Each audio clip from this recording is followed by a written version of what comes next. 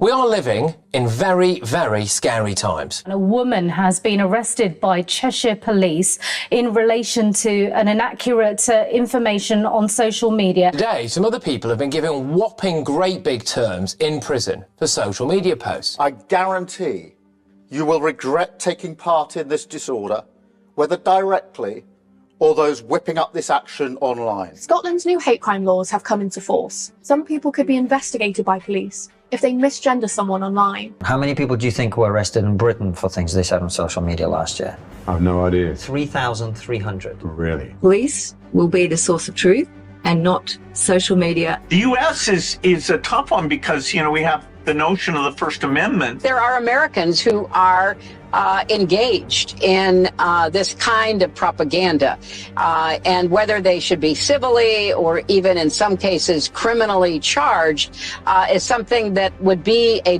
better deterrence. If people go to only one source and the source they go to is sick and, has an agenda and they're putting out disinformation, our First Amendment stands as a major block. It's really hard to govern today. So my biggest concern is that your view has the First Amendment hamstringing the government in significant ways. The First Amendment is not absolute. It does not protect any single thing anyone says. And there are limits, and that's important.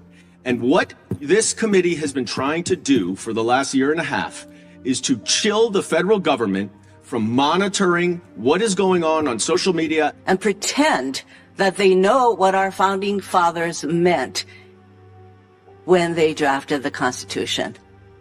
I use the word pretend because who the heck would know? Choices that were made in adopting the Constitution have come to haunt us. Isn't it time to start thinking of a new Constitution? Founders in 1787, if they came back in 2024, the first thing they would say, I think, is, our system did not work. What happened? And how do you balance free speech versus crazy stuff that got people not to take vaccines, for example? Right. There's no guarantee to free speech on misinformation. Musk is sort of trying to pretend sort of freedom of speech is an absolute right. It's never been absolute right. Moderation is a propaganda word for censorship. They want Elon Musk gone, X turned off, and freedom of speech stamped out. Brazilian Supreme Court Justice Alexandre de Moraes instructed X to crack down on users accused of spreading misinformation. In his decision, Moraes said, quote, X shall refrain from disobeying any court order already issued. Elon Musk really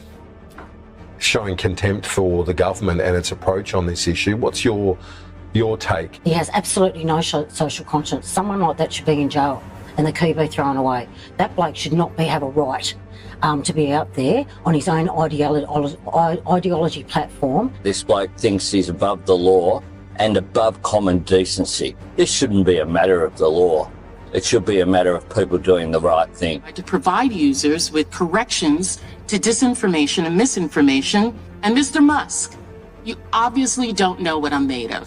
The privilege of using those words in that way should probably be taken from him. Because some people in your crowd thought they might have been shadow banned by Facebook. I mean, for God's sakes! This is the third election in a row in which Russia has tried to interfere to try to get Trump into the White House. He's also got a brand new, very, very powerful tool, which is Elon Musk and X. We have Elon Musk talking directly to the Kremlin. This is a matter of corporate responsibility. Twitter should be held accountable and shut down that site. It is a matter of safety and corporate accountability. Deep fakes and manipulation of elections.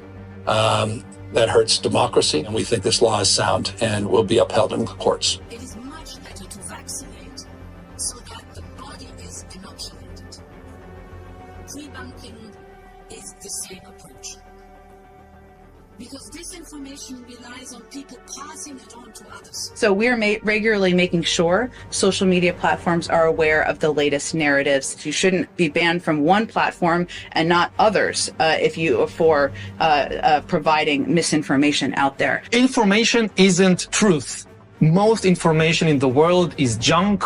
Most information is lies and fantasies and fictions. This is why you need institutions like newspapers, like universities, like courts, who specialize in sifting through. No right given to the People of the United States is absolute, and that includes the right to free speech. We do have dedicated police officers who are scouring social media.